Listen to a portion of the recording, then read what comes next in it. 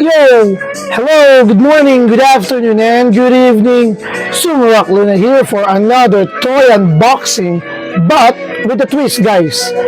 So, bago matapos ang 2025, for today, we will do a unboxing and building ng... Oh, aray ko. Medyo may galit ata itong robot na to eh. Megatron G1, and this is by Blowkeys, guys. So this is the 40th anniversary ng Transformers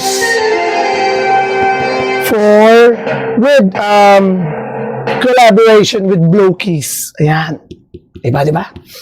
So tara, samahan nyo ako, i-unbox natin and i-build natin. Wala mo ng toy review kasi medyo matatagalan tayo mag-build nito, guys, sa totoo lang. Alright? So, let's go! Decepticons! Roll out! Woo! So, ito na, guys. Let's go! Papakita ko muna sa inyo, guys. I-unbox muna natin. Alright? Kaya iba ang setup natin ngayon para nakikita ninyo ang paano ko i-build, tapos ano na lang natin, fast track kumbaga, or time lapse yung pag-build. So ito siya. So nakuha ko siya sa Toys R Us. Big shout out to Toys R Us. Napansin ko lang, every Toys R Us, they don't have this 40th anniversary na Blowkeys sa Transformers na G1 version. Some have one per piece, which is either isa sa isang shop, depende sa location natin ng Toys R Us. Yun lang napansin ko, isa lang Megatron, then sa ibang shop, isang Shockwave. So I was lucky enough to get this sa Robinson South Galleria Toys R Us, and kaya ako nag-renab kasi yung sa Festival Mall na Toys R Us, unfortunately, hindi pala Festival Mall, Landmark na toys area doon sa may second floor, I think, or third floor, wala na yung Shockwave na 40th anniversary na G1 version na magkasing scale sila. Alright, so tara, unbox natin. Kung makikita nyo naman, napakaganda ng box. From the left side, front, ayan, G1 version, Megatron. And on the other side naman din, on the right side, so Action Edition version number 2 na to, G1 Megatron from Blowkeys, ayan. Yan sa likod. Dito lang ako namangha kasi may chair siya and meron pa siyang si Laserbeak and sino to? Si Crimzek and yung throne niya. Okay, and may glowing feature siya na nakalagay. Ayan. Alright? So sa Shopee, guys, unfortunately, ito ay wala na, or kung meron man, napakamahal. Okay? So kaya ginanap ko na yung opportunity na to, kaya medyo pricey nga lang, but it's a risk that I'll take. Okay, so ayan, buksan na natin siya. Tama ng sat-sat. I'm a fan of Transformers, but not all. Hasbro figures meron ako, or unfortunately never ko siyang na-collect kasi pricing nga from noon and even today. Okay, kaya ko siya ginaganto, guys, para malinis, para madali kong maibalik yung ibang parts o yung mga runners. So sa taas ko siya sinimulan. But before, lagi ako sa baba, ngayon lang sa taas para hindi na ako mahirapan. Okay. Yan, diba?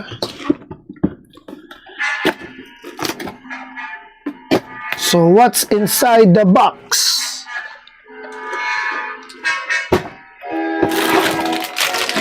So, ito yung mga runners niya. Latag natin isa-isa. We got the manual. Ayan. Ganda. Nice artwork. G1. Ano mga manual nito, guys. So, siguro aabutin ako most likely 30 minutes to 1 hour. Depende pa yan. Okay? So, kaya ako din naisipang buuin to.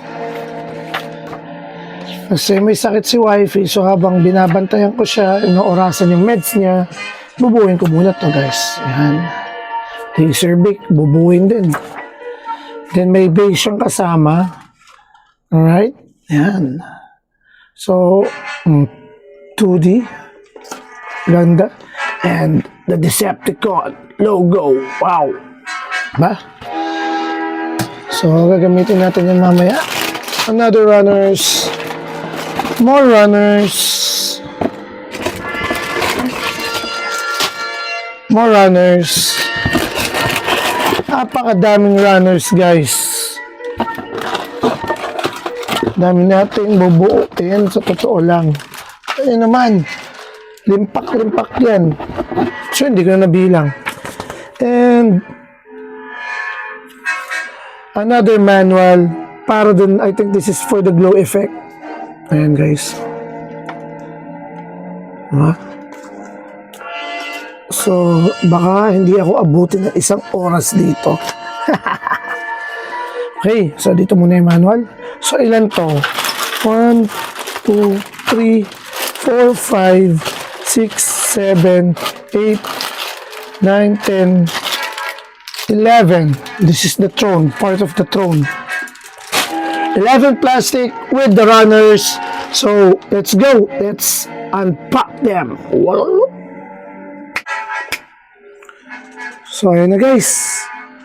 1, 2, 3, 4, 5, 6, 7, 8, 9, 10, 11, 12, 13, 14, 15, 16. Hindi pa kasama yung throne na nandito banda. 16 runners, guys. Not included pa yung mga small pieces. Ayan, dito ko nangangasan. So, guys, palit tayo ng camera view. Gawin natin landscape kasi napaka dami nila para makita nyo lahat. Alright? Be right back. So, ayan, guys. Alright? So, medyo paputol-putol ang video natin. Bubuhin na natin, guys. Okay? See you in a bit. Alright, guys. Ta-timelapse ko na lang to. Ayan, nagset ako ng timer din.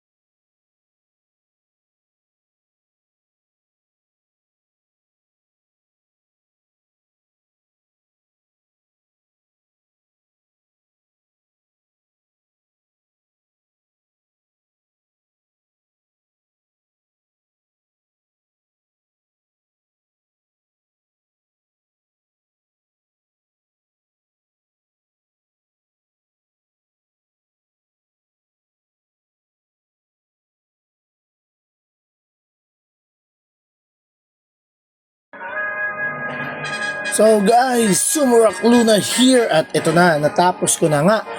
After a total time of 2 hours and 21 minutes, natapos din natin. So sabihin na natin 2 hours and 30 minutes max. Kasama ang pagbuo ng chair, ng kanyang mga weapons, and si Laserbeak din. Yan, nakompleto ko na rin. Si Megatron with the chair, and kasama din niya syempre si Kremzik and Laserbeak. Ayan, makikita nyo sa si Laserbeak, guys. So napakaganda naman, guys. Medyo tito na kasi, kaya medyo mahirap ang pagbuo. Ayan, kaya naman napakasulit, napakaganda. Big shoutout again sa Blockies. Ang ganda, diba? So far so good. Wala naman akong na-encounter na any paano ko ba masasabi to? Any problems with the joints or for the connectors when I'm building it.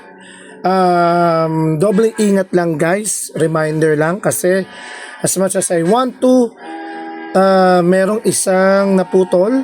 Yan, while I'm building it, yung right thumb ni Optimus, yun yung masaklap. Naputol ko siya habang finiflex after the video nung pinapakita ko yung na movable siya. So ayan siya. Bing! And at the same time, guys, may mga small parts dyan naman. Ingat kayo kapag magkakalas kayo kasi to be honest, nawalan din ako ng isang small part for Megatron's how do you call it, side panel, or sabihin natin sa side ng waist niya. Yan yung black part, yung connector lang nun. But then again, makakabit mo pa rin siya kahit wala yun. But mas maganda pa rin kung nandun yung maliit na connector na yun, para kasi movable itong side na yan. Yan dyan, natanggal siya, nawala siya. Yun yung kasamang palad, guys. So meron din siyang weapons. Yan, may blaster, the chain beam mace. Yan, makikita nyo. And as well, the Cybertronian how do I call it, sword.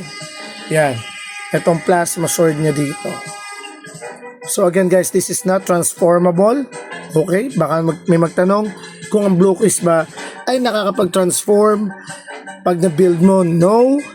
Alright, just to give you an insight as well, non-transformable siya, as is lang siya talaga, as in pag na-build robot mode lang siya, no vehicle mode. Okay, and ang kinaganda, ginusto ko din dito is madami siyang alternate faceplate. Yan, may open mouth happy face, or yung laughing evil laugh niya, and as well the open mouth na shouting na lagi niya sinisigawan si Starscream. Yan, and another function, guys, na kinatuwa ko, itong logo na to, pag nakita niyo, guys, ang kinaganda dito is nagla-light up function yan. Yan, you see, umiilaw siya from the chest plate and as well yung eyes. So big shoutout sa Blokey, napakaganda, napakahusay, at hindi ko alam kung bakit namatay ang aking ilaw, pero nonetheless panalo siya sa akin as a Transformers fan and as a Megatron fan.